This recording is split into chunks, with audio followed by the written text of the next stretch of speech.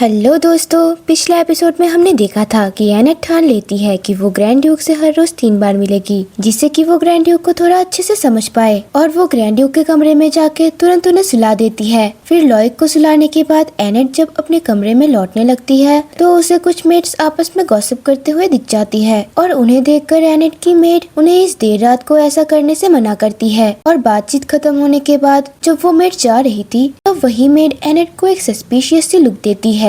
अब आगे एपिसोड के स्टार्टिंग में हम एनेट को देखते हैं जो कि फिर से ग्रैंड ड्यूक के कमरे के बाहर आके उन्हें स्माइल करते हुए गुड मॉर्निंग विश करती है। लॉयक जो कि अच्छी नींद की वजह से बहुत ज्यादा ग्लो कर रहा था, वो भी उसे वापस गुड मॉर्निंग विश करता है। फिर उसे देखकर एनेट मन में कहती है कि मुझे बहुत खुशी है कि आपने अच्छे से आराम किया, आपका चेहरा तो सच में ग्लो कर रहा है। उसके बाद एनेट लॉयक के टाई को बांधने लग जाती है और उससे कहती है कि क्या आज मुझे इसे किसी दूसरी तरीके से बांधना चाहिए। फिर लॉयक उससे कहता है कल के लिए मैं आपसे माफी चाहता हूँ डचेस। एनेट थोड़ा कंफ्यूज होते हुए कहती है कल के लिए आप किस बारे में बात कर रहे हैं। लॉयक थोड़ा झिझकते हुए कहता है क्योंकि कल मैं ऐसे ही सो गया था। इसके जवाब में एनेट कहती है तो इसके लिए भला आप माफी क्यों मांग रहे हैं, मैं तो वैसे भी यहाँ आपको सुलाने में मदद करने के लिए ही आई थी। लॉयक इंसिस्ट करते हुए कहता है फिर भी। उसके बाद एनेट हंसते हुए मन में कहती है अब जबकि तुम्हें मेरे स्पेशल टच का स्वाद मिल ही गया है तो अब तुम्हारे लिए अपने आप सो पाना मुश्किल हो जाएगा।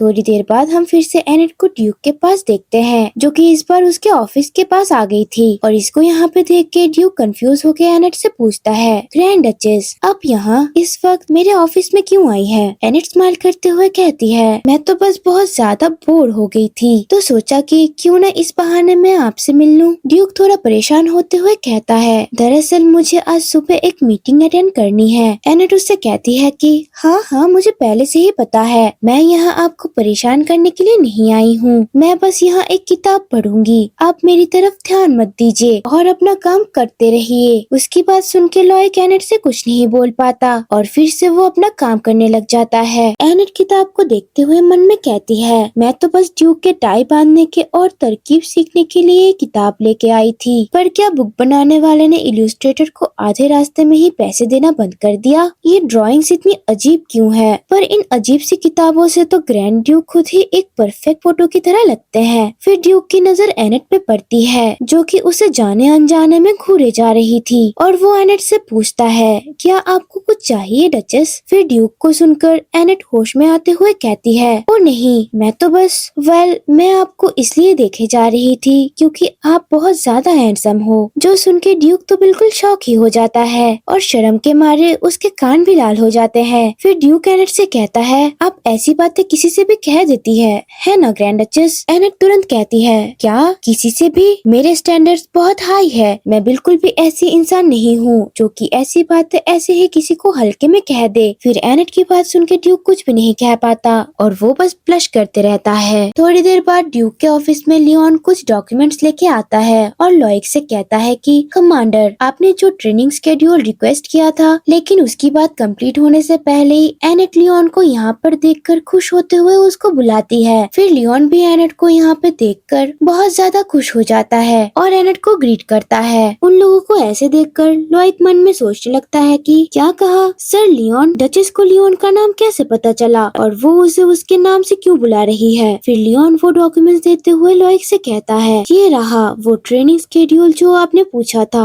लॉयक उससे कहता है मैं इसे कुछ देर के बाद चेक करूंगा। लियोन उससे कहता है ठीक है सर। उसके बाद एनेट लियोन से पूछती है सर लियोन, मैं कुछ दिनों पहले ही मिस मैरी के रेस्टोरेंट से होके आई थी, क्या उन्होंने आपको बोला था। फिर लियोन थोड़ा शर्माते हुए कहता है दरअसल मेरी मॉम तो इस बारे में लगातार बात कर रही है कि उन्होंने आपके साथ खाना खाया था। योर ग्रेस, उन्हें बेहद खुशी हुई थी कि आपने खाने की तारीफ की। एनेट खुश होते हुए कहती है ओह मिस मैरी कितनी स्वीट है। फिर लियोन आगे कहता है उन्होंने तो पूरे 1 हफ्ते तक खाना भी बनाया था, सच कहूँ तो वो किसी दावत से कम नहीं था। और उन लोगों को ऐसे अच्छे से बात करते हुए लॉयक हमारा बस देखता रहता है। फिर एनेट कहती है मैं इस बात से उभर ही नहीं पाई थी कि वो खाना कितना टेस्टी था, क्या मैं कभी फिर से खाना खाने आ सकती हूँ। लियोन खुश होते हुए कहता है बिल्कुल, हर बार आपका स्वागत करना हमारे लिए सम्मान की बात होगी योर ग्रेस। उन्हें ऐसे बात करता देख लॉयक जेलस हो जाता है और गुस्से में लियोन को बुलाता है जिससे लियोन चौंक जाता है और लॉयक से कहता है, हाँ कमांडर। लॉयक उससे कहता है, 1 घंटे में यहाँ वापस आना। लियोन कंफ्यूज होकर कहता है, क्या? पर आपने तो कहा था कि आप इसे अभी देखेंगे। फिर लॉयक कोल्ड होते हुए कहता है, तुरंत यहाँ से चले जाओ। बेचारा लियोन तो लॉयक को इतना गुस्सा करते देख डर ही जाता है और कहता है कि समझ गया कमांडर, और मन में कहता है कि क्या मैंने कुछ गलत कर दिया। उसके बाद वो वहाँ से चला जाता है। लियोन के वहाँ से जाने के बाद लॉयक एनेट से कहता है, लगता है आप नाइट के काफी करीब आ गई है। फिर एनेट कहती है, ओह क्या आप सर लियोन की बात कर रहे हैं? हम दोनों ड्यूकल कैसल में एक साथ आए थे। वैसे सर लियोन की उम्र कितनी है? लॉयक कहता है, और ये आप क्यों पूछ रही हैं? फिर एनेट कहने लग जाती है, ओह मेरा मतलब है कि वो वैसे भी काफी जवान लगते हैं, लेकिन बिना अपने कवच के तो और भी ज्यादा यंग लगते हैं। वो सच में बहुत क्यूट है। ये सुनकर लॉयक के दिल पे तो बिजलियां गिरने लग जाती है और वो एनेट से पूछने लगता है कि क्या आपने अभी अभी कहा कि वो क्यूट है? एनेट लॉयक से कहती है, ओहो क्या किसी नाइट को क्यूट कहना रूड माना जाता है? लॉयक अपने मन में कहता है, लेकिन डचेस ने तो थोड़ी देर पहले कहा था कि वो ऐसे ही ये किसी को नहीं कहती है। एनेट कहती है, क्या मैंने ठीक से कुछ सुना नहीं? फिर लॉयक ऑफेंड होकर कहता है, वो आदमी काफी उम्र है उसकी और यकीनन उस उम्र का नहीं कि उसे क्यूट कहा जाए। फिर लॉयक को ऐसे चिढ़ता हुआ देख एनेट मन में कहती है, क्या मैंने उसके नाइट को क्यूट कह के उसके ईगो को ठेस पहुंचा दी? फिर सीन शिफ्ट होता है और हम एनेट को अपने कमरे में देखते हैं, जो कि टेबल पर बैठ के कुछ लिख रही थी। तभी उसे कुछ देर पहले की याद आती है, जहाँ पर लॉयक उसे कह रहा था कि डचेस माफ कीजिएगा पर मुझे अब निकलना होगा। आज दोपहर बाहर मेरी अपॉइंटमेंट है, इसलिए मैं देर से लौटूंगा। एनेट उस बारे में सोचकर मन ही मन कहती है कि अचानक ये कहकर कि उसकी अपॉइंटमेंट है और फिर बस ऐसे ही चले जाना, मैं सच में उसे समझ नहीं पा रही हूँ। क्या वो हमेशा से ही इतने मुंहफट थे या फिर वो बस ऑकवर्ड थे? उससे भी ज्यादा इम्पोर्टेंट चीज, आज ड्यूक ने जो कपड़े पहने थे वो उस पर कितने ज्यादा अच्छे लग रहे थे। हालांकि मुझे लगता है अगर वो कपड़ों की स्लीव्स थोड़ी ढीली और लंबी होती तो वो और भी हैंडसम लगता। वैसे कैपिटल में लड़कों का फैशन कैसा होगा? और यही सोचते सोचते उसे अपने बड़े भाई की याद आ जाती है, जो कि राजधानी का एक लौता आदमी है जिसे वो जानती है। फिर उसे अचानक से याद आता है, अरे हाँ फर्डीन, मुझे इतना महंगा तोहफा मिला था और मैं उसे पूरी तरीके से भूल गई। मुझे टाइम रहते ही फर्डीन को एक लेटर लिखना चाहिए, भले ही वो मेरे लेटर से खुश ना हो, कम से कम मुझे अपना शुक्रिया तो भेजना ही चाहिए। फिर वो लेटर लिखते हुए कहती है, डियर ब्रदर फर्डीन, क्या आप ठीक है? मुझे आपका दिया हुआ ज्वेल मिल गया है, मैं बहुत ही ग्रेटफुल हूँ। लेकिन जब आप मेरे शादी में आ रहे थे तो आपने खुद मुझे ये क्यों नहीं दिया? इस वक्त मेरे दिमाग में बहुत सारे सवाल चल रहे हैं। आपने सिर्फ एक सर्वेंट के हाथों ज्वेल बॉक्स क्यों भेज दिया? और ये सब सोचते सोचते उसका दिमाग काम करना बंद कर चुका था और एनेट मन में सोचते हुए कहती है, ये ठीक नहीं लग रहा है, चलो इसे फिर से लिखते हैं। टू लॉर्ड फर्डीन, मैं घर से भाग रही हूँ, ये जानते हुए भी अनजान बनने के लिए आपका धन्यवाद। वैसे आपको कैसे पता चला कि मैं भाग रही थी? एनेट लेटर लिख ही रही थी कि फ्रस्ट्रेशन में वो मन में सोचने लगती है, जब कहने के लिए कुछ भी नहीं है तब जबरदस्ती लेटर लिखने की कोशिश करना भी एक चुनौती से कम नहीं है। और तभी वो कुछ नोटिस करती है और हमें दिखाया जाता है कि एक मेड स्नैक्स की ट्रॉली लेते हुए एनेट को कहती है, योर ग्रेस प्लीज स्नैक्स ले लीजिए। फिर एनेट मन में कहती है कि अरे ये तो वही लड़की है ना जो कल मैंने देखा था, बिल्कुल शांत और प्रॉपर मैनर वाली। एनेट इतने सारे स्नैक्स को देखकर खुश होते हुए कहती है, अरे वाह ये सब देखने में कितना ज्यादा अच्छा लग रहा है। और वो उस मेड को भी स्नैक्स ऑफर करते हुए कहती है, ये लो तुम भी खाओ। जिससे वो मेड थोड़ा हैरान हो जाती है और वो एनेट को कंफ्यूज होते हुए शुक्रिया कहती है। एनेट स्ट्रॉबेरी खाते हुए मन में कहती है कि क्या नॉर्थ में फ्रूट्स वाकई इतने कॉमन होते हैं? मुझे नहीं लगा था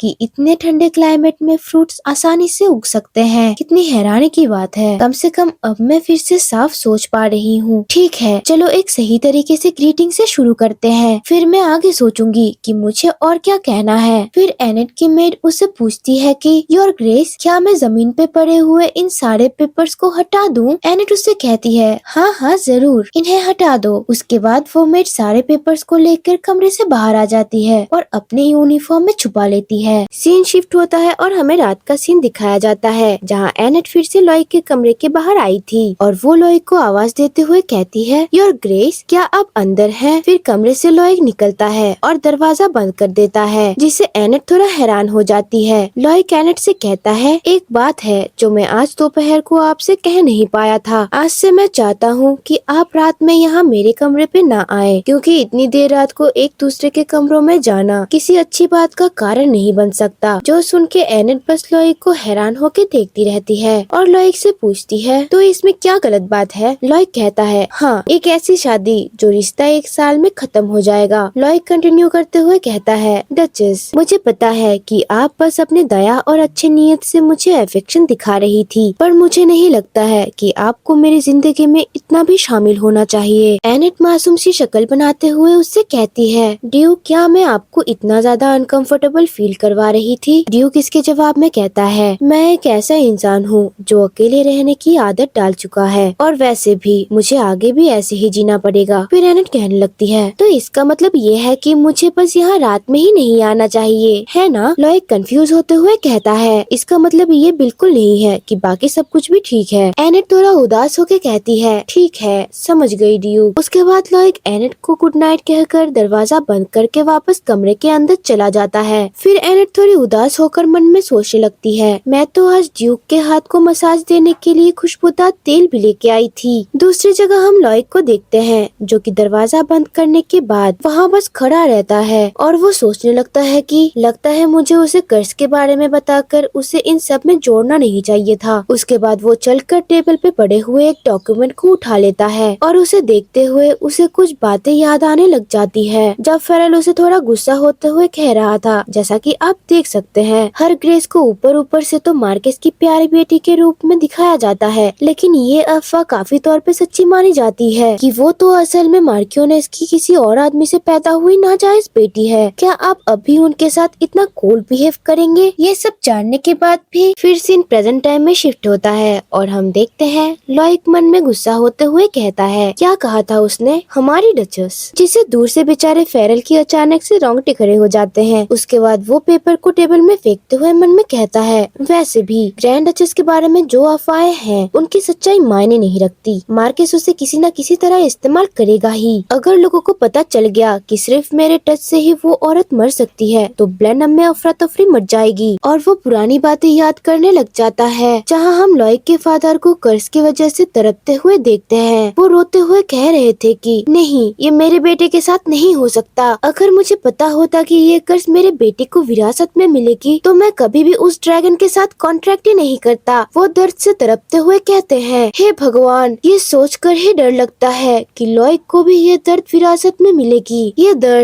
दर्द मौत से भी ज्यादा भयानक है। और उन्हें ऐसा तड़पता हुआ हमारा छोटा सा लॉइक शॉक होके देख रहा था, जो कि ये सब देख के बहुत ज्यादा डर गया था। वो सब याद करके प्रेजेंट टाइम में लॉइक कहता है, मेरे फादर के पास तो कोई चॉइस नहीं था, लेकिन मैं अलग हूँ। ये दर्द से भरी हुई कर्स ब्लड लाइन मेरे साथ ही खत्म होगी। नॉर्थ में अब भी ठंड है, इतनी ठंड के बाद भी आखिरकार स्प्रिंग आ ही जाएगा। पता नहीं एनेट को नॉर्दर्न स्प्रिंग कैसा लगेगा। तभी उसे एनेट की याद आ जाती है, जो कह रही थी, ऐसा इसलिए है क्योंकि मुझे केक से भी ज्यादा ये स्ट्रॉबेरीज पसंद है। मुझे फ्रूट्स बहुत ज्यादा पसंद है। और एनेट का मुस्कुराता हुआ चेहरा सोचकर लॉइक स्माइल करते हुए मन में कहता है, हाँ, जब वो एक ऑर्डिनरी केक का टुकड़ा भी खा रही होती है, तब भी उसकी आंखें चमक उठती है। जब वो कहती है कि स्ट्रॉबेरीज बहुत स्वादिष्ट है, वो हमेशा धूप की तरह चमकती हुई मुस्कान पहनती है और उसकी आवाज बहुत जेंटल है। उसकी मौजूदगी सर्दी के बीच को भी बसंत जैसा महसूस करवा देती है। तभी लॉइक को याद आता है जब एनेट ने उससे कहा था कि उसे नॉर्थ पे सिर्फ 1 साल के लिए रुकने दे, उसके बाद वो बिना कोई निशान छोड़े नॉर्थ से चली जाएगी। लॉइक उस बारे में चिंता करते हुए कहता है, बस 1 साल, ग्रैंड डचेस वैसे भी एक दिन यहाँ से चली जाएंगी। फिलहाल उन्हें सिर्फ रहने के लिए एक जगह चाहिए। मुझे उनकी लाई हुई गर्माहट की आदत नहीं डालनी चाहिए, क्योंकि अगर मैंने ऐसा किया तो मैं कभी पहले जैसा नहीं रह पाऊंगा। एनेट का मेरे पास रहना सिर्फ मेरे दर्द को थोड़ा कम कर सकता है। ऐसा नहीं है कि कर्ज खत्म हो रहा है। मुझे अपने पास किसी को नहीं रखना चाहिए। मैं खुद को एनेट के साथ इतना ज्यादा इन्वॉल्व नहीं होने दे सकता। थोड़ी देर बाद कमरे में व्हाइटली आता है और लॉइक से कहता है कि योर ग्रेस, मैंने आपके निर्देश के मुताबिक ऑर्डर दे दिया है। आज सुबह से हम स्ट्रॉबेरीज की मात्रा दुगने अमाउंट में लाएंगे। ड्यूक उससे कहता है, अच्छा काम किया व्हाइटली, और एक छोटा फूड ट्रस्ट भी लेकर आना और उसे मेरे ऑफिस के सोफे के पास रखवा दीजिएगा। व्हाइटली हंसकर कहता है, अगर ये भी हर ग्रेस डचेस के लिए है तो वो छोटा ही बेहतर होगा, है ना? लॉइक नजरें चुराते हुए कहता है, हाँ।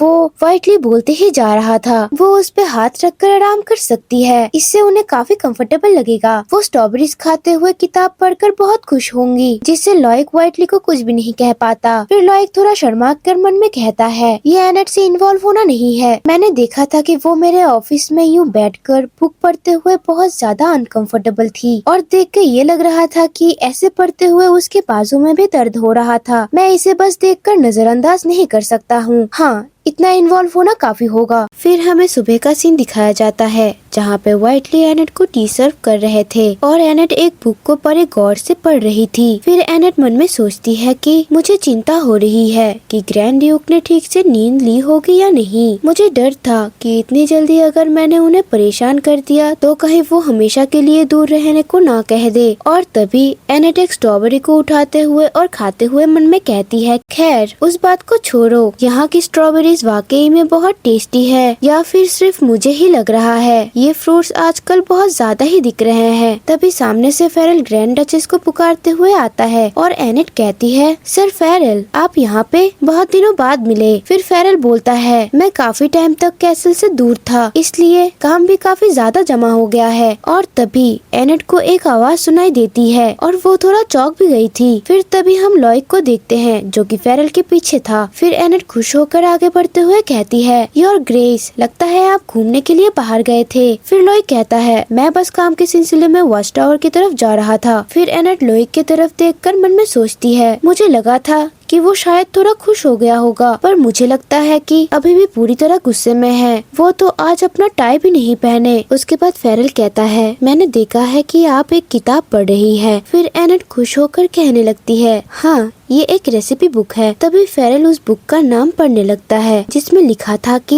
एक पत्नी के लिए 100 रेसिपीज, जिसके वजह से वो अपने पति का प्यार पा सके। ये बुक का नाम सुनकर लॉयक जोर जोर से खांसने लगता है और एनेट से कहता है, माय लेडी, ऐसे अजीब किताबें आपको कहाँ कहाँ से मिल जाते हैं। फिर एनेट क्यूट सी शक्ल बनाते हुए कहती है, योर ग्रेस, ये तो कैसल के लाइब्रेरी में था। और वो मन में कहती है, मैं बस देख रही थी कि कोई और रेसिपीज मेरे टेस्ट के लिए सूट करती है या नहीं, जैसे कि वो टमेटो स्ट्यू। फिर वो किताब रखते हुए कहती है, वैसे अगर आप वॉच टावर की तरफ जा रहे हैं तो क्या मैं भी थोड़ी देर आपके साथ चल सकती हूँ। ये सुनकर लॉयक कुछ भी नहीं बोल पाता। अगले सीन में हम तीनों को एक साथ वॉच टावर की तरफ जाते हुए देखते हैं। तभी ड्यूक एनेट से कहता है, बहुत ठंडी है बाहर, जैसे ही आप अपना वॉक खत्म कर ले, बेहतर होगा कि आप अपने कमरे के अंदर अपनी किताब पढ़े। उसके बाद एनेट ड्रामा करते हुए कहती है, पता नहीं क्यों, बस स्ट्रेंजली अंदर भी मुझे बहुत ठंड लग रही है, शायद इसलिए कि किसी ने मुझे विजिट ना करने के लिए कहा हो। फिर लॉयक घबराते हुए कहने लगता है, वो तो सिर्फ रात के बारे में था। फेरल कंफ्यूज होकर एनेट से पूछता है, योर ग्रेस, ये आप किस बारे में बात कर रहे हैं। फेरल कंटिन्यू करते हुए कहने लगता है, अगर आपका कमरा आपके लिए कंफर्टेबल नहीं है तो मैं अपने ऑफिस के पास वाला कमरा आपके लिए खाली करवा दे सकता हूँ, ताकि योर ग्रेस उसे अपनी मर्जी से इस्तेमाल कर सके। ड्यूक उसे बीच में टोककर कहता है, आप मेरे ऑफिस में रह सकते हैं। जिसके बाद हमारा फेरल और कुछ नहीं कह पाता। एनेट ड्यूक से कहती है, सच में क्या आप भी अपने ऑफिस में रहेंगे ड्यूक। ड्यूक इसके जवाब में कहता है, मैं आज पूरे दोपहर बाहर रहूंगा। एनेट फिर से पूछती है, ओह तो फिर कल। ड्यूक कहता है, मैं कल भी वहाँ नहीं रहूंगा। इसके जवाब में एनेट फिर से ड्रामा करते हुए कहती है, अगर आप जानबूझकर मुझसे दूर रह रहे हैं तो ठीक है। ड्यूक तुरंत कहता है, ऐसा बिल्कुल नहीं है, कल नाइट्स का फुल ट्रेनिंग सेशन है, जिसकी वजह से मैं पूरे दिन ट्रेनिंग ग्राउंड पे रहूंगा। एनेट एक्साइटेड होते हुए कहती है, फुल ट्रेनिंग सेशन, क्या मैं भी वहाँ देखने आ सकती हूँ। फेरल कहता है, बिल्कुल, क्यों नहीं। पर ड्यूक उसे बीच में टोकते हुए कहता है, नहीं। ड्यूक दूर से फेरल को डरावना लुक दे रहा था, जो देखकर बेचारा फेरल डर के मारे बिल्कुल चुप हो जाता है और मन में कहता है, बेहतर होगा मैं अपने मुंह पे ताला लगा लूं, नहीं तो मेरी फील्डिंग सेट है। लॉयक कंटिन्यू करते हुए एनेट से कहता है, ये सिर्फ उन लोगों का ट्रेनिंग का इंस्पेक्शन है, ये बाहर वालों के लिए देखने लायक जगह नहीं है। एनेट कंफ्यूज होकर कहती है, आपने क्या कहा,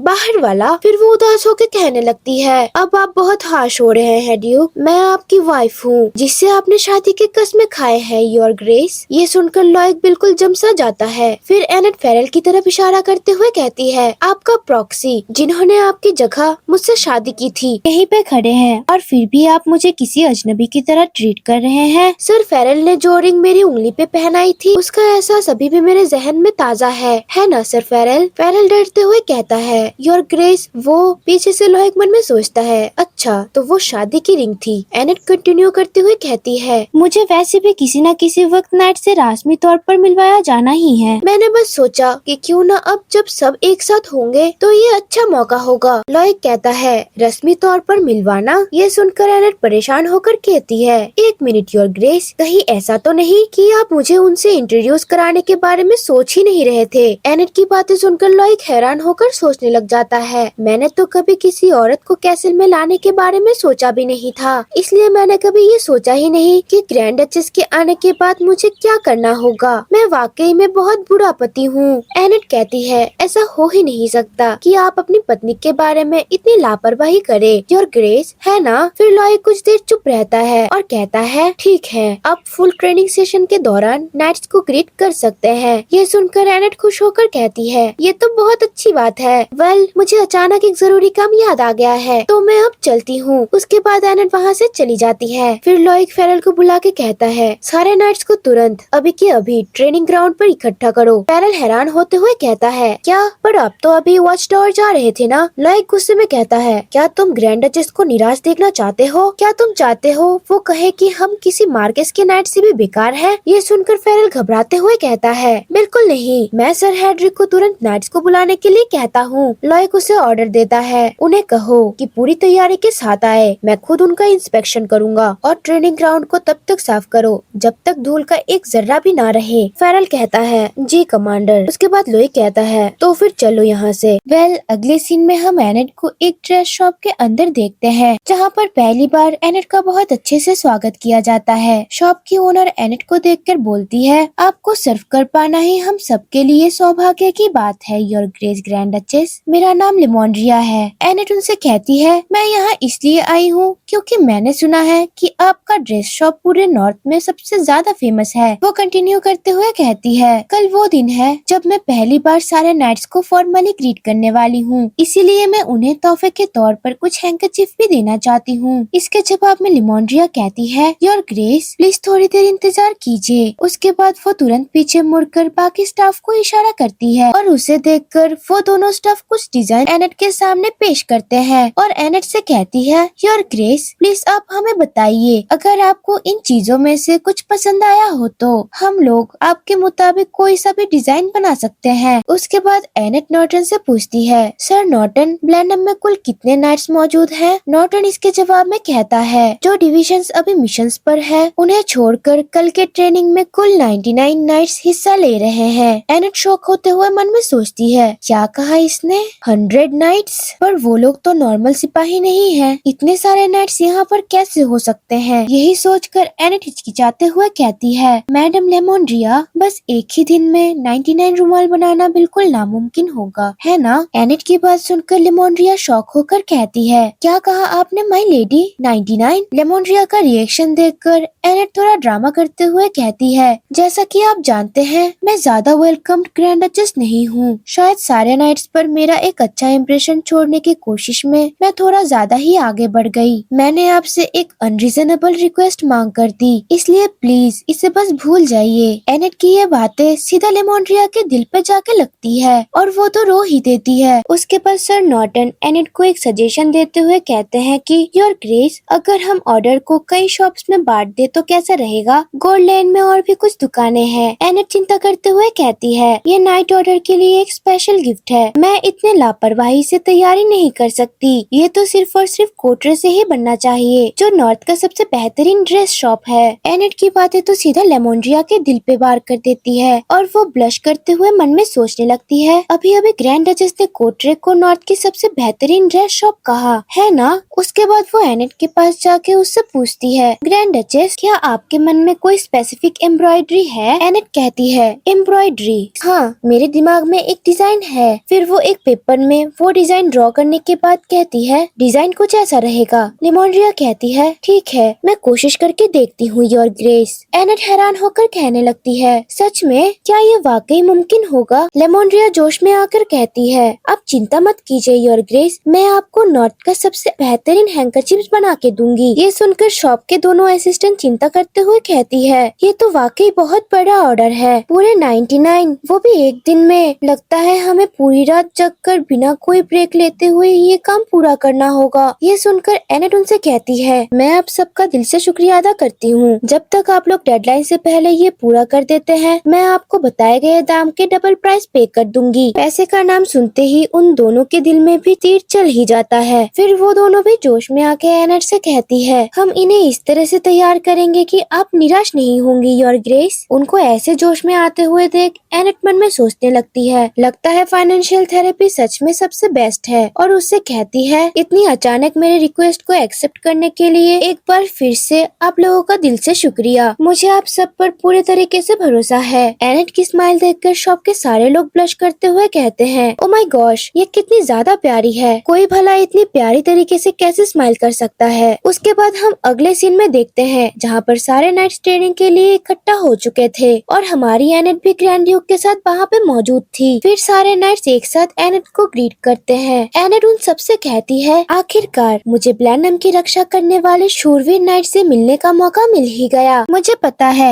कि मैं आप सब लोगों से ये सब काफी देर बाद बोल रही हूँ, पर आप सबसे मिलकर मुझे बहुत खुशी हो रही है। सारे नाइट्स एनेट को देखकर ब्लश करते हुए सोचते हैं, क्या ये एक देवी है? वो कितनी सुंदर है। क्या बसंत की देवी अगर हमारे सामने आ जाती है तो क्या वो ऐसी ही दिखती? उसके बाद एनेट ड्यूक से कहती है, योर ग्रेस, ये कुछ खास तो नहीं, लेकिन मैंने एक छोटा सा तोहफा सारे नाइट्स के लिए तैयार किया है, सबके चेहरे याद करने के लिए। क्या मैं इन्हें खुद सबको दे सकती हूँ? लॉयक कहता है, जरूर माय लेडी। उसके बाद एनेट नाइट से कहती है, फर्स्ट डिवीजन एक एक करके आगे आए। और वो सुनकर सारे नाइट्स आपस में बात करने लगते हैं कि क्या सच में उन्होंने हमारे लिए कुछ तैयार किया है। उसके बाद एनेट नाइट्स को एक एक करके बुलाने लगती है और गिफ्ट दे देती है। पहले तो सब नाइट्स बहुत शॉक थे और नाइट्स तो क्या, हमारा लॉयक भी बहुत ज्यादा कंफ्यूज था। वो मन में सोचने लग जाता है, भला उनको नाइट्स के नाम कैसे पता है। उनकी हालत देख के तो ऐसा लग रहा है जैसे उन्होंने पूरी रात जगकर सारे गिफ्ट्स को एक एक करके खुद पैक किया है और हर नाइट्स का नाम खुद अपने हाथों से लिखा। जब नाइट्स अपने अपने गिफ्ट खोलते हैं तो सारे नाइट्स ब्लश करके कहते हैं, ये तो ब्लैनम का प्रतीक है। एक नाइट कहता है, मेरी एम्ब्रॉयडरी तो ब्लू है। और दूसरा नाइट कहता है, मेरा वाला तो रेड कलर का है। कोई दूसरा आके कहता है, वेट, तुम्हारा वाला भी रेड है? ये तो नाइट डिवीजन के हिसाब से अलग अलग तरह से बनाया गया है। उन्होंने हर एक को ऑर्डर करते वक्त कितना सोचा होगा। उसके बाद एनेट पीछे मुड़कर ड्यूक को कहती है, योर ग्रेस, मैंने नाइट्स के बीच सारे गिफ्ट बांट दिए हैं। लॉयक थोड़ा शर्माते हुए मन में कहता है, तो क्या अभी मेरी बारी है? और उससे कहता है, आपने बहुत अच्छा काम किया माय लेडी। और वो तो आंख बंद करते हुए एनेट के गिफ्ट देने का इंतजार कर रहा था। फिर एनेट कहती है, सो अब जबकि मैंने अपनी ग्रीटिंग सारे नाइट्स को दे दिया है तो मुझे अब निकलना चाहिए योर ग्रेस। जिससे हमारे बेचारे लॉयक को सदमा सा लग जाता है। और हमारी एनेट जाते हुए लॉयक से कहती है, मैं आशा करती हूँ कि आप सभी अपनी बाकी की ट्रेनिंग अच्छे से पूरा करें। और हमारा लॉयक तो शौक होके वहाँ पे खड़े हुए एनेट को देखते ही जा रहा था। और वो मन में कहता है, पर मेरा क्या सच में मेरे लिए कुछ भी नहीं है? बेचारे हमारे लॉयक के आसपास तो बिजलियाँ कड़कने लग जाती है। वो कहता है, क्या वाकई मैं ही अकेला हूँ जिसे कुछ भी नहीं मिला? तभी एनेट को कुछ याद आता है और वो पीछे मुड़कर लॉयक से कहती है, आजकल सुबह और शाम में बहुत ज्यादा ठंड पड़ती है, क्या मैं अभी किसी से आपके लिए एक ग्रेवेट मंगवा दूं? तभी लॉयक अपने कोट से एक गले में पहनने वाला रुमाल निकाल के एनेट की तरफ बढ़ाते हुए कहता है, ये रहा। फिर एनेट आगे बढ़ते हुए लॉयक से कहती है, रुकिए, ये तो आपके पास पहले से ही था, तो फिर आप इसे पहन क्यों नहीं रहे थे? दीजिए, मैं आपके लिए इसे पहना देती हूँ। जो देखकर लॉयक एनेट को बस एक तक घूरे जा रहा था। तभी लॉयक शर्मा जाता है और उसे ब्लश करते हुए देखे जा रहा था कि तभी सभी नाइट्स की नजर उन दोनों पे पड़ती है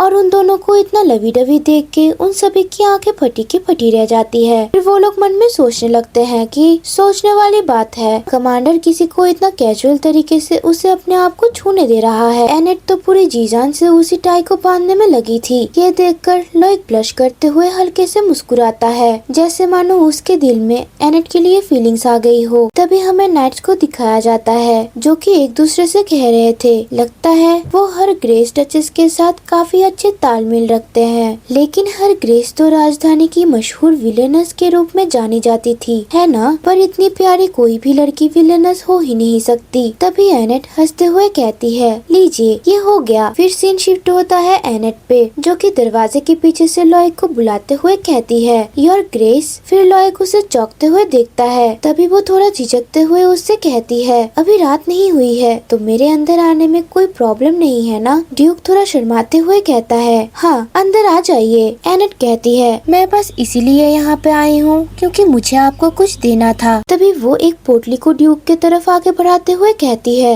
ये आपके लिए है योर ग्रेस। लॉयक थोड़ा हैरान होकर एनेट से कहता है, मतलब मेरे लिए भी एक गिफ्ट बचा था? एनेट स्माइल करते हुए लॉयक से कहती है, ऑफ कोर्स ये नाइट्स ऑर्डर के लिए गिफ्ट है तो हम कमांडर को कैसे छोड़ सकते हैं। तभी वो उसी पोटली में अपना नाम लिखा हुआ देखता है और उसे खोलने लग जाता है। तभी पीछे से एनेट कहने लग जाती है कि ये बहुत सुंदर है ना? आपका वाला स्पेशल है, सोने के धागे से बना हुआ। लॉयक तो बिल्कुल जम सा गया था। तभी एनेट कहती है, ड्यूक क्या आपको ये पसंद नहीं आया? फिर लॉयक कहता है, नहीं मुझे ये पसंद आया, मैं इसे अच्छे से इस्तेमाल करूँगा। एनेट मन में कहती है, ये इतना कंफ्यूजिंग रिएक्शन कैसा है? खैर जब तक उन्हें बुरा नहीं लगा मुझे लगता है कि ठीक ही है। फिर एनेट खुशी से लॉयक से कहने लगती है कि जब तक आप यहाँ पर आपका काम कर रहे हैं तब तक क्या मैं यहाँ पर बैठ के एक बुक पढ़ सकती हूँ? तभी लॉयक एनेट के हाथों में वही किताब देखकर कुछ सोचता है, जिसकी वजह से उसका मुंह लटक जाता है। ये तो न्यूली वेड वाली बुक है ना? समझ गया। फिर एनेट से वो बोलता है, प्लीज आप इसे आराम से पढ़िए, मैं अभी चाय तैयार करवा देता हूँ। जब एनेट पढ़ने के लिए जा रही थी तब वो अपने सोफे के सामने एक क्यूट सा टेबल देखकर हैरान होते हुए कहती है, वाह ये यहाँ कब रखवाया आपने? लॉयक अपनी नजर फेरते हुए कहता है, मुझे पक्का नहीं पता, शायद वाइटली ही इसे यहाँ रख के गया होगा। एनेट तो खुशी खुशी वहाँ पे कंफर्टेबली बैठ जाती है और कहती है कि यहाँ एक छोटा सा टच ऐड करने से ही ये जगह काफी ज्यादा कंफर्टेबल हो गई है। सच में सर वाइटली काफी सोच समझ के काम करते हैं। लॉयक उसकी बातें सुनकर मन ही मन कहता है, मुझे खुशी है कि मैंने उन्हें इसे यहाँ रखने के लिए कहा था। तभी हमें दिखाया जाता है कि दोनों अपना अपना काम कर रहे थे कि तभी एनेट की आंखें बंद होने लग जाती है। फिर वो मन में कहती है, रीइंकार्नेट होने से पहले मैंने बहुत सारे VIP customer appreciation events handle किए थे, इसलिए मुझे लगा था कि ये तो बिल्कुल आसान होगा, एकदम केक का पीस जैसा। तभी हम पिछली रात एनेट को काम करते हुए देखते हैं, जहाँ पर वो कुछ पेपर्स को एक साथ सजा के रख रही थी और ये सब करते करते मन में सोच रही थी कि मैंने तो ये बात नजरअंदाज करती कि इस दुनिया में कोई भी प्रिंटर नहीं है। और वो प्रेजेंट में अंगड़ाई लेते हुए सोचती है,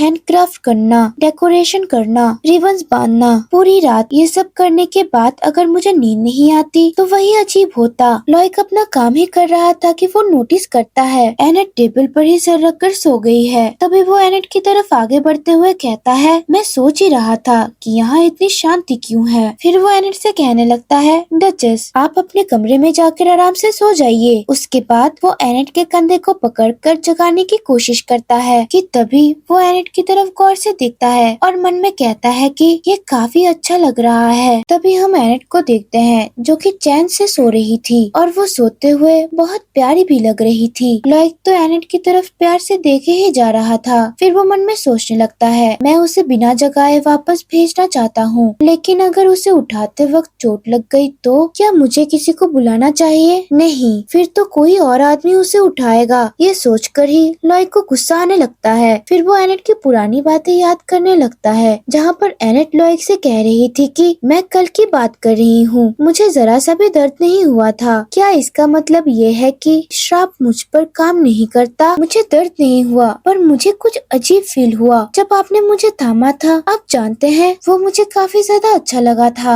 ये सब याद करके ड्यूक के कान तो बिल्कुल लाल हो जाते हैं और ये बोलकर वो एनेट को अपनी गोदी में उठा लेता है और कहता है सब ठीक हो जाएगा, है ना। और ये बोलकर लॉयक उसे उसके कमरे की तरफ लेके जा रहा था। तभी हम देखते हैं कि लॉयक की बाहों में एनेट बहुत कंफर्टेबल फील कर रही थी, जिसे देखकर लॉयक तो बिल्कुल ब्लश करने लग जाता है। फिर वो एनेट को लेकर चलते हुए सोचता है पिछली बार की तरह जब उन्हें सिर्फ शांति का एहसास हुआ था, इस बार उन्हें एक पागलपन सा एहसास हो रहा है, एक ऐसी पूर्णता का एहसास जिसका सिर्फ उसका हाथ पकड़ने से कोई मुकाबला ही नहीं हो सकता। फिर लॉयक एनेट की तरफ देखता है और कहता है मैं पागल हो रहा हूँ। अगले सीन में हम देखते हैं कि लॉयक एनेट को बेड में सुला देता है कि तभी हम एनेट को देखते हैं जो कि बहुत आराम से सो रही थी। जब लॉयक की नजर एनेट की वेडिंग रिंग पे पड़ती है और तभी वो एनेट की पुरानी बातें याद करने लग जाता है, जहाँ पे एनेट बोल रही थी कि सर फेरल ने जो अंगूठी मेरे उंगली पे पहनाई थी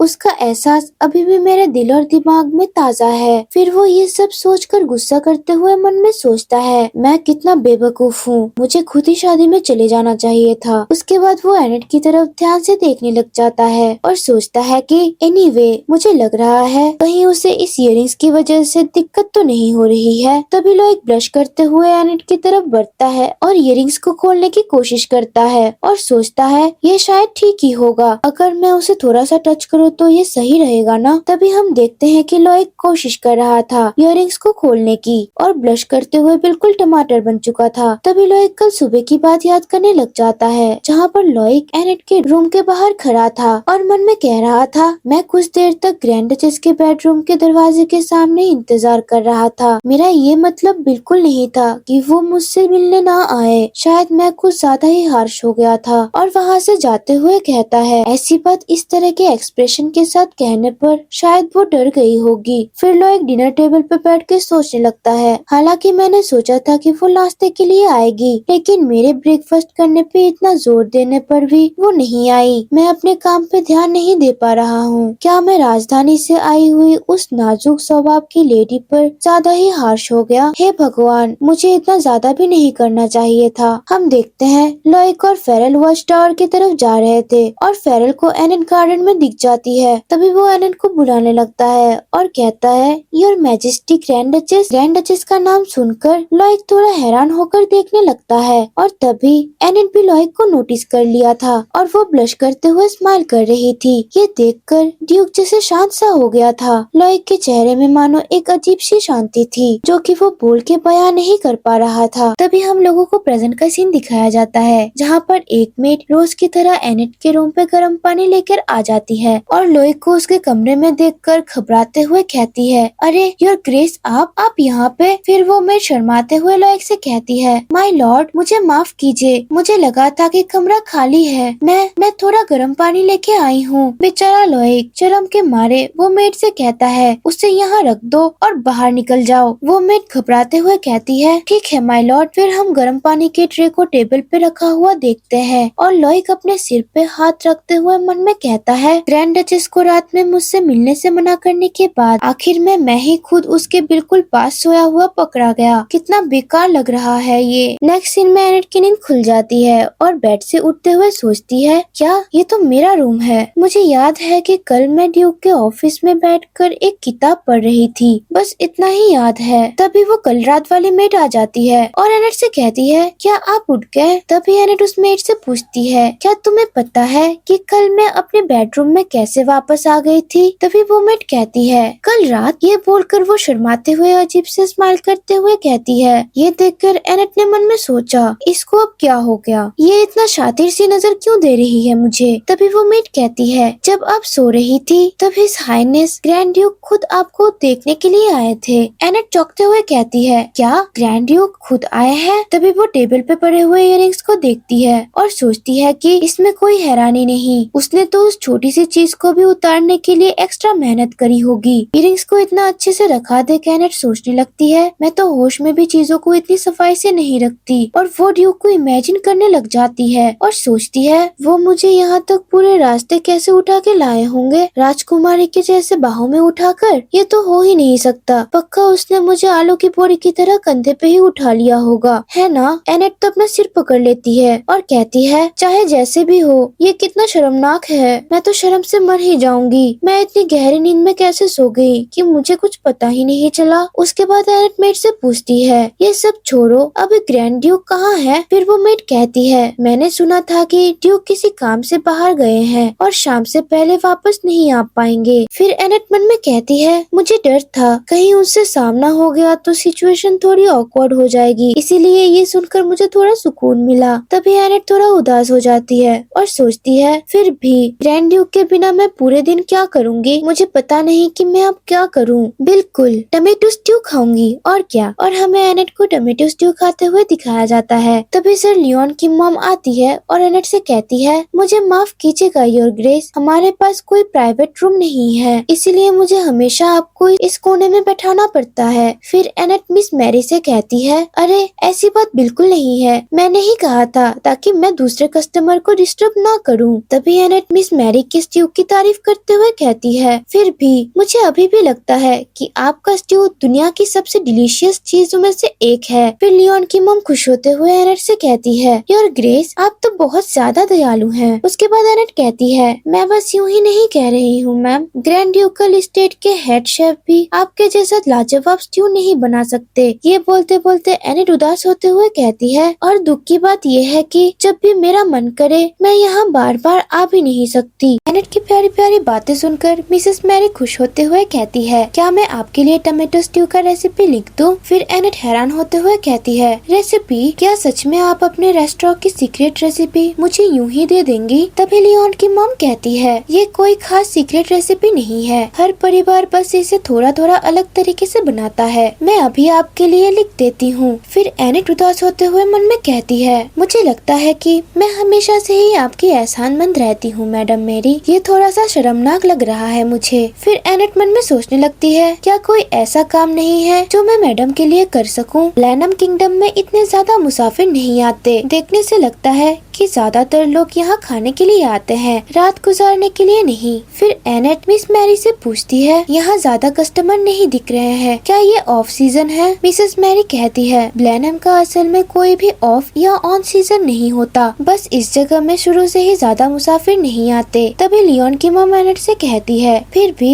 लंच वाले कस्टमर की वजह से अभी के लिए हम मैनेज कर ले रहे हैं। एनेट हैरान होते हुए कहती है, मैनेज कर रहे हैं? उसके बाद वो मन में सोचने लगती है, क्या ये सच में ठीक है? उनकी कुकिंग कितनी अच्छी है, कितने अफसोस की बात है कि उनके पास ज्यादा कस्टमर नहीं है। फिर वो मन में सोचने लगती है और कहती है, अरे हाँ, ये बात मेरे दिमाग में पहले क्यों नहीं आई। सीन शिफ्ट होता है और हम देखते हैं एनेट भागते हुए कैसल की तरफ जा रही थी। फिर वो मन में सोचती है, मैं बहुत खुश हूँ कि रेस्टोरेंट से घर आने के पहले मैंने ये सोचा। तभी हमें पास्ट का सीन दिखाया जाता है जहाँ पर एनेट मिस मैरी के कान में कहती है कि मैडम मेरी, क्या आपने कभी ये बनाकर बेचने के बारे में सोचा है? ये बात सुनकर मिस मैरी थोड़ा हैरान हो जाती है। बिल्कुल, ये पूरी तरह से उनके ऊपर डिपेंड करता है कि वो ये करना चाहती है या नहीं। तभी हम देखते हैं व्हाइटली दरवाजे के सामने एनेट का इंतजार कर रहे थे और उससे कहते हैं कि योर ग्रेस आप आ गए। एनेट कहती है, क्या हुआ? व्हाइटली कहता है, मैडम लेमोन्ड्रिया आई हुई है। एनेट हैरानी से कहती है, मैडम लेमोन्ड्रिया, वो यहाँ पे क्या कर रही है? फिर व्हाइटली एनेट से कहते हैं, हिज ग्रेस ग्रैंड ड्यूक ने कहा है क्योंकि मौसम जल्दी बदल रहा है, आपको नए कपड़े चाहिए होंगे, इसलिए हिज ग्रेस ने मैडम लेमोन्ड्रिया को यहाँ पे भेजा है। ये बात सुनकर एनेट तो बिल्कुल शांत हो जाती है और सोचने लगती है, क्या ग्रैंड ड्यूक हमेशा से ही मेरी इतनी परवाह करते थे? अब मैं इस बारे में सोच ही रही हूँ तो ड्यूक तो हमेशा से ही एक जैसे कपड़े पहनते हैं, मुझे लगता था कि वो ऐसी चीजों में इंटरेस्टेड नहीं है, कहीं ऐसा तो नहीं कि मेरे कपड़े कुछ ज्यादा ही ओल्ड फैशन है। तभी हमें शाम का सीन दिखाया जाता है जहाँ पे लॉइक, फेरल और लियोन काम खत्म करके कैसल की तरफ लौट रहे थे और एक दूसरे से कह रहे थे, मैरियन की तरफ जानबूझकर दाम कम किया जा रहा है ताकि छोटे और मीडियम साइज के ट्रेडर्स को अपने तरफ कर सके और हमें शायद जबरदस्ती हस्तक्षेप करना होगा। तभी फेरल ड्यूक से कहता है, ये तो एक सिर दर्द है ना? पर ड्यूक तो अपने में ही कहीं खोया हुआ था और कुछ सोचकर स्माइल कर रहा था। ये देखकर फेरल हाथ से इशारा करते हुए कहता है, योर ग्रेस, मुझे माफ कीजिएगा, क्या आप ग्रैंड डचेस के बारे में सोच रहे हैं? फिर लॉइक कहता है, तुम किस बारे में बात कर रहे हो? तभी फेरल कहता है, मैं सिर्फ इसलिए पूछ रहा हूँ क्योंकि कैरेटा मर्चेंट गिल्ड की रिपोर्ट देख देखकर आप मुस्कुराएंगे, ऐसा तो हो ही नहीं सकता। तभी लॉयक डरावनी सी शक्ल बनाते हुए फेरल से कहता है, फेरल मैं देख रहा हूँ जब से ग्रैंड डचेस आई है तब से आप काफी बोल्ड हो गए हैं। बेचारा फेरल घबराते हुए कहता है, मुझे माफ कीजिए माय लॉर्ड। उसके बाद लॉयक अपना गला ठीक करते हुए कहता है, मैं बस ये सोच रहा था कि क्या ग्रैंड डचेस की फिटिंग अच्छी तरीके से हो गई। भी फेरल अनोइंग सी शक्ल बनाते हुए सोचता है तो वो सच में ग्रैंड डचेस के बारे में ही सोच रहे थे। उसके बाद वो ग्रैंड ड्यूक से कहता है कि लेकिन क्या आपने सच में कोर्ट्रे को बुलाया था। लॉयक कहता है, क्यों, क्या इसमें कोई प्रॉब्लम है? तुम ही लोगों ने तो कहा था कि ग्रैंड डचेस को कुछ कपड़ों की जरूरत थी। और तभी सीन पिछले रात में शिफ्ट होता है जहाँ पर लॉयक फेरल से कहता है, मैंने सोचा था कि मुझे शायद ग्रैंड डचेस का डिस्क्रिशनरी बजट बढ़ा देना चाहिए, क्या मैं आपसे पूछ सकता हूँ क्यों? तभी लॉयक कहता है, मुझे ये जरूरी लगता है। फिर वो मन में सोचता है कि मैंने सोचा था वो अपने डिस्क्रिशनरी फंड्स का इस्तेमाल गहनों जैसी चीजों के लिए करेगी, लेकिन उस पैसों से सबसे पहले जो चीज उसने खरीदी वो नाइट्स के लिए एक तोहफा था। जितना ज्यादा मैं उसके बारे में सोचता हूँ उतनी ही ज्यादा वो समझदार और सोच विचार करने वाली लगती है। और ये सोचकर वो स्माइल करने लग जाता है। ड्यूक को ऐसे स्माइल करता देख फेरल सोचने लगता है, आप फिर से ग्रैंड डचेस के बारे में सोच रहे हैं ना? फिर वो ड्यूक से कहता है, क्या डिस्क्रिशनरी बजट काफी होगा? ड्यूक कहता है, तो क्या हुआ? तभी फेरल लॉयक को इन्फॉर्म करता है, ड्यूक मैंने देखा था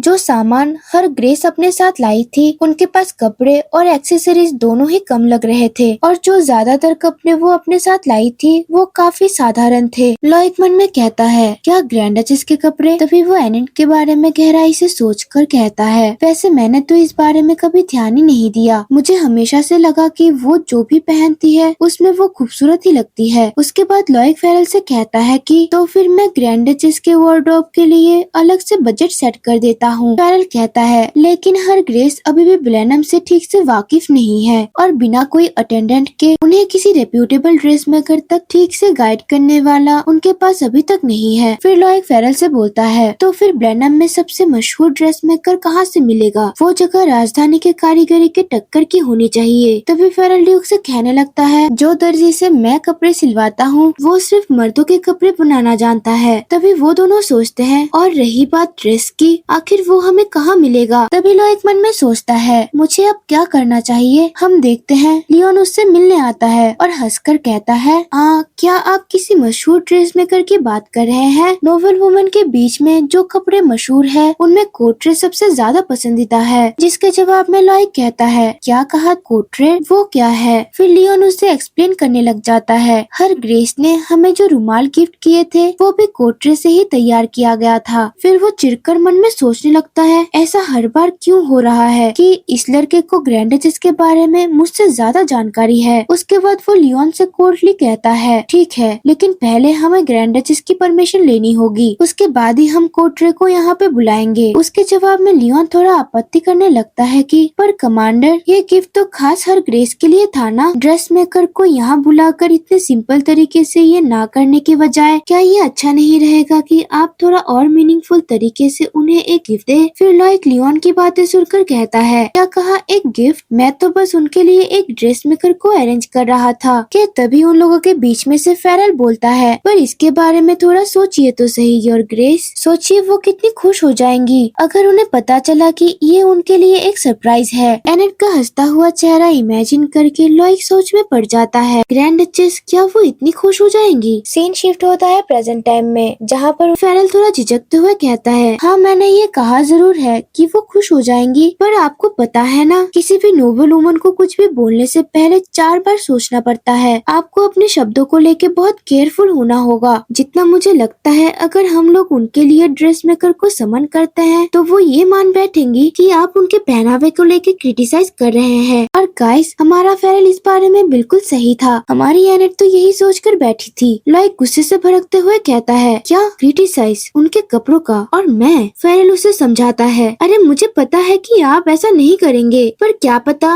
वो आपको गलत समझ ले। फिर लॉयक खतरनाक तरीके से कहता है, अगर ग्रैंड डचेस को इसके लिए किसी भी तरीके से ठेस पहुंची तो तुम दोनों में से कोई भी बचने नहीं वाला। ये बात सुनकर लियोन और फेरल के तो डर के मारे रोंगटे खड़े हो जाते हैं और कांपते हुए वो दोनों एक दूसरे से कहते हैं, ग्रैंड डचेस को ये जरूर पसंद आएगा ना सर फेरल? फेरल झिझकते हुए कहता है, जरूर लियोन, उन्हें ये जरूर पसंद आएगा। सीन शिफ्ट होता है प्रेजेंट टाइम में, जहाँ पर उन्हें कैसल पहुँचते हुए रात हो जाती है। उसके बाद फेरल कहता है, देखिए हेड बटलर यहाँ बाहर खड़े हैं। हेड बटलर को यहाँ बाहर खड़े देख लॉइक मन में कहता है कि क्या ग्रैंड डचेस मेरे लिए वेट कर रही थी। लगता है कि उन्हें मेरा दिया हुआ गिफ्ट कुछ ज्यादा ही पसंद आ गया होगा। अभी बहुत रात हो चुकी है तो मेरे रूम में उन्हें यूँ बुलाना प्रॉपर नहीं होगा, पर हम लोग चाय तो पी ही सकते हैं ना। लगता है मुझे नहा लेना चाहिए और मुझे उसके बाद चेंज भी करना होगा। लेकिन उसकी उम्मीदों में पानी फिर जाता है जब व्हाइटली उसके बजाय लियोन को बुलाता है और उससे कहता है, सर लियोन, ग्रैंड डचेस ने कहा है कि आपके क्वार्टर पे लौटने से पहले आप हर हाइनेस से मिल ले। ये सुनकर लियोन तो बिल्कुल कंफ्यूज हो जाता है और कहता है, क्या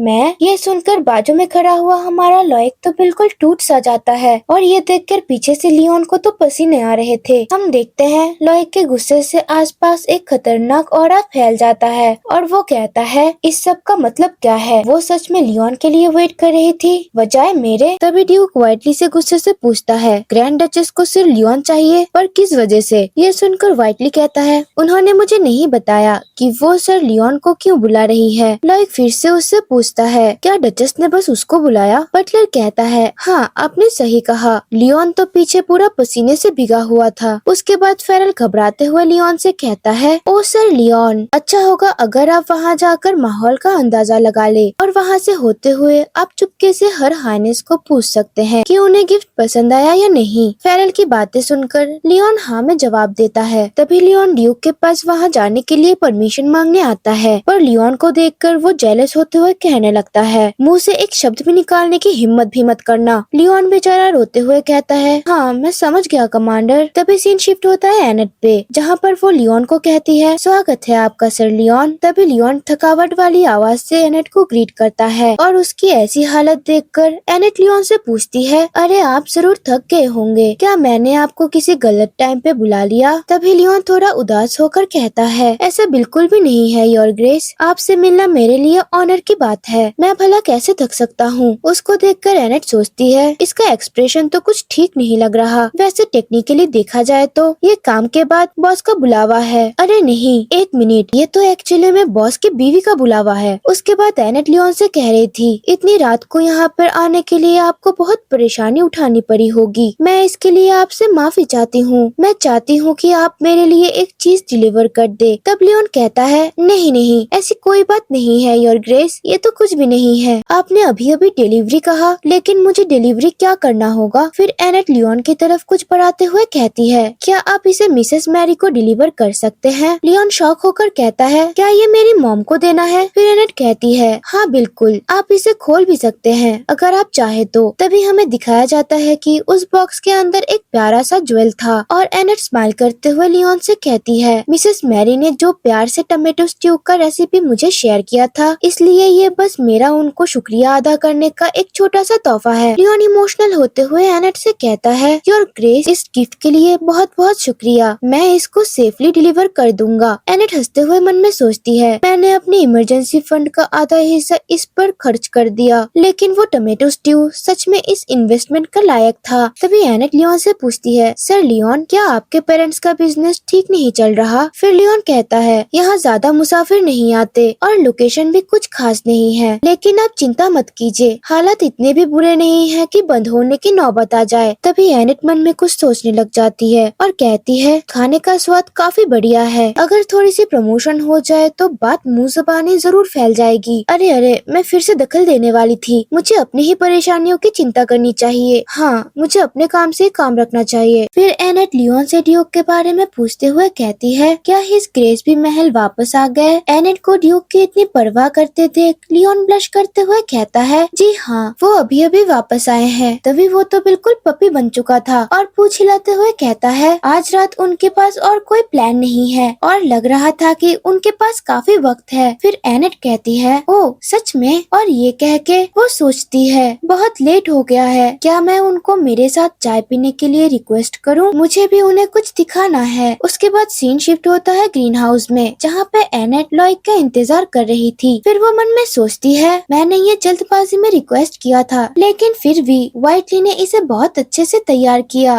तो 50-50 चांस है कि ग्रैंड ड्यूक यहाँ पे आएंगे। उनकी शक्ल देख के लगता तो नहीं है कि वो नरम दिल के हैं, पर एक्चुअल में काफी नरम दिल के हैं, लेकिन कभी कभी वो बहुत ज्यादा कोल्ड बिहेव करते हैं। फिर वो चाय की एक चुस्की लेते हुए मन में कहती है, उन्होंने तो बस ये कहा था कि मैं उनसे रात में मिलने के लिए ना आऊं। ये थोड़ी कहा था कि मैं उनसे बिल्कुल भी ना मिलूं। वो मुझे नजरअंदाज तो नहीं करेंगे ना? अगर वो नहीं आते हैं तो शायद मैं इसे अकेले ही पी लूंगी। यहाँ का एटमॉस्फेयर भी काफी अच्छा है। तभी अचानक से लॉइक वहाँ पे आ जाता है और वहाँ आके एनेट से पूछता है, क्या आप बहुत देर से यहाँ मेरा इंतजार कर रही थी? एनेट थोड़ा शॉक होकर कहती है, ग्रैंड ड्यूक, आपको इतना जल्दी में आने की क्या जरूरत थी? आप आराम से भी तो आ सकते थे। मुझे उम्मीद है कि मैंने आपको यहाँ अचानक बुलाकर आपके आराम में दखल अंदाजी नहीं किया। तभी लॉइक अपने टाई को ठीक करते हुए उससे कहता है, कोई बात नहीं, मैं भी बस चाय पीने ही वाला था। और ये बोलकर वो दोनों चाय पीने के लिए बैठ जाते हैं। उसके बाद एनेट ड्यूक को देखकर सोचने लग जाती है, ये कितना स्ट्रेंज है ना, सिर्फ उनका चेहरा देखकर ही मेरी सारी थकावट जैसे गायब सी हो जा रही है। मैं अगर सच कहूँ तो मेरी एक ट्रांस माइग्रेटर के रूप में मेरे निराश जिंदगी में ग्रैंड ड्यूक एक सुनहरी रोशनी की किरण जैसे है। कि तभी लॉइक एनेट से सीधा सीधा पूछता है, ग्रैंड डचेस, वैसे आपने पहले सर लियोन को अलग से क्यों बुलाया था? फिर एनेट कहती है, कोई खास बात तो नहीं थी। उसके बाद लॉइक थोड़ा सीरियस होकर कहता है, अच्छा तो ऐसा है, सिर्फ सर लियोन अकेले। तभी एनेट शॉक होकर सोचती है, अरे क्या वो इस बात से परेशान है? तभी एनेट ने लॉइक को सब एक्सप्लेन कर दिया था कि क्यों उसने लियोन को बुलाया। उसके बाद लॉइक कहता है, अच्छा तो ऐसा हुआ था। और एनेट से पूछता है, ग्रैंड डचेस, तो क्या आपको टमेटो स्ट्यू पसंद है? फिर एनेट कहती है, हाँ योर हाइनेस, मुझे टमेटो स्ट्यू बहुत ज्यादा पसंद है, स्पेशली लियोन के मॉम का बनाया हुआ टमेटो स्ट्यू। मुझे वो इतना पसंद है कि मैं पूरे एक हफ्ते तक सिर्फ वही खा सकती हूँ। लॉइक कुछ सोच के कहता है, टमेटो स्ट्यू, हाँ। उसके बाद एनेट स्माइल करते हुए ड्यूक से कहती है, लेकिन उससे भी ज्यादा जरूरी बात, ग्रैंड ड्यूक, क्या मुझ में कुछ अलग लग रहा है? फिर लॉइक उससे कहता है, आपका अलग से क्या मतलब है? फिर एनेट स्माइल करके लॉइक से कहती है कि मेरा मतलब वही है जो मैंने कहा, क्या मुझ में कुछ अलग लग रहा है? उसके बाद लॉइक सोचता है कि वो बहुत खूबसूरत लग रही है, लेकिन ग्रैंड डचेस तो हमेशा से ही बहुत सुंदर लगती है। फिर एनेट खड़े होते हुए लॉइक से कहती है, ओ कम ऑन। उसके बाद वो घूम के अपने ड्रेस को दिखाने लग जाती है और फिर बोलती है, डा मैं कैसी लग रही हूँ? तभी वो स्माइल करके लॉइक से कहती है कि ये वो कपड़े हैं जो मेरे पति ने मुझे गिफ्ट किया है। जो देखकर लॉइक तो जैसे थम सा गया था। फिर लॉइक उससे कहता है, ये आप पे बहुत अच्छा लग रहा है। ये बात अचानक सुनकर एनेट थोड़ा शॉक हो जाती है और वो देखती है कि लॉइक उसे प्यार से घूरे जा रहा था। जो देखकर एनेट शर्म के मारे जोर से ब्लश करती है और वो शर्माते हुए जल्दी से अपने कुर्सी में वापस बैठ जाती है और उससे कहती है, शुक्रिया आपका योर हाइनेस। फिर एनेट मन में कहती है, अरे मुझे अचानक इतनी गर्मी क्यों महसूस हो रही है? और हम देखते हैं कि उन दोनों को ही बहुत ज्यादा शर्म आ रही थी। एनेट आगे कहती है, आपने अचानक ड्रेस मेकर को क्यों बुलाया? क्या मेरा पहनावा प्लेनम के स्टैंडर्ड के हिसाब से ठीक नहीं है? एनेट की बात सुनकर लॉइक कहता है, क्या?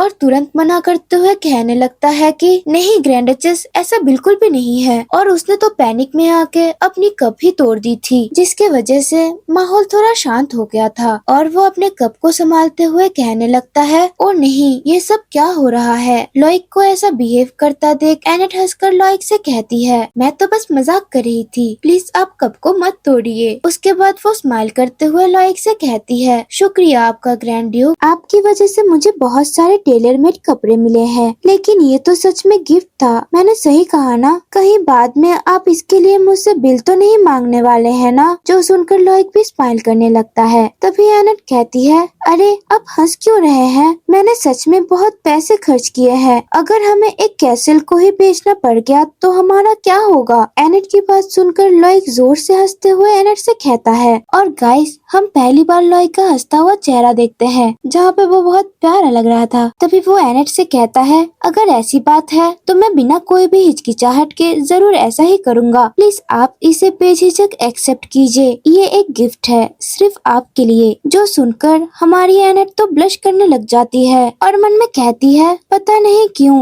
पर कुछ देर से मेरा दिल कुछ अजीब सा रिएक्ट कर रहा है। फिर वो ड्यूक से कहती है, यहाँ थोड़ी गर्मी हो रही है ना? शायद इसलिए कि ये एक ग्रीन हाउस है। ये सुनकर लॉयक अपना हाथ एनेट की तरफ आगे बढ़ाते हुए कहता है, तो फिर क्या हम थोड़ी देर के लिए वॉक पे चले? मैं आपको आसपास घुमाकर दिखाता हूँ। अगले सीन में हम लोग उन दोनों को एक साथ गार्डन में टहलते हुए देखते हैं। एनेट चलते हुए मन में कहती है कि इनका हाथ तो बहुत मजबूत है। उसके बाद वो लॉयक से कहती है, तो ये लेट ग्रैंड डचेस का ग्रीन हाउस था, है ना? इसके जवाब में लॉयक कहता है, हाँ आपने सही कहा, लेकिन तब से ये जगह बंद है जब से वो गुजर गई। तभी एनेट को व्हाइटली की कही गई बात याद आ जाती है, जहाँ पर वो बोल रहे थे कि ओह ग्रीन हाउस, मुझे हिज ग्रेस को पहले इसके बारे में पूछना होगा। कोई हैरानी की बात नहीं है कि व्हाइटली घबरा गया था जब मैंने उसे ये खोलने के लिए कहा। तभी वो लॉयक से माफी मांगते हुए कहती है, मुझे माफ कीजिएगा ड्यूक, अगर मुझे पहले पता होता तो मैं आपसे ये खोलने के लिए कभी नहीं कहती। फिर लॉयक कहता है कि कोई बात नहीं, ये बस इसलिए बंद था क्योंकि यहाँ कोई आता ही नहीं था। सबसे जरूरी बात ये है कि एक जगह है जो कि मैं आपको दिखाना चाहता हूँ ग्रैंड डचेस। और इतने सुंदर प्लेस को देखकर एनेट तो बहुत ज्यादा खुश हो जाती है। तभी ड्यूक एक्सप्लेन करने लगता है कि ये नेफ्रेस है, मेरी माँ को भी ये फूल बहुत पसंद थे। और तभी वो बैठकर फूलों को देखने लग जाती है और कहती है, ये सच में बहुत खूबसूरत है। फिर लॉयक कहता है, अगर आपको ये इतना पसंद आया है तो क्या मैं इन्हें आपके कमरे को सजाने के लिए बुके बनवा दूं? एनेट कहती है, नहीं, अगर इन फूलों को तोड़ने के बाद ये फूल मुरझा जाएंगे तो ये अफसोस की बात होगी। बस उनको देखना ही मेरे लिए काफी है। एनेट की ये बात सुनकर वो उसे शांत होकर देखने लगता है कि तभी अचानक से वो एनेट का हाथ पकड़ते हुए कहता है, तो फिर मैं आपके लिए ग्रीन हाउस को खुला रखूंगा क्योंकि ये फूल मिड समर तक खिले रहेंगे इसलिए। और ये बोलकर लॉयक एनेट को अपने पास खींच लेता है और कहता है, प्लीज आप इन्हें देखने आइएगा जब भी आप चाहे। गाइस आज के लिए बस इतना ही, मिलते हैं इसके नेक्स्ट एपिसोड में। Let me know your thoughts in the comment section below and या do like, subscribe and share this video with your friends.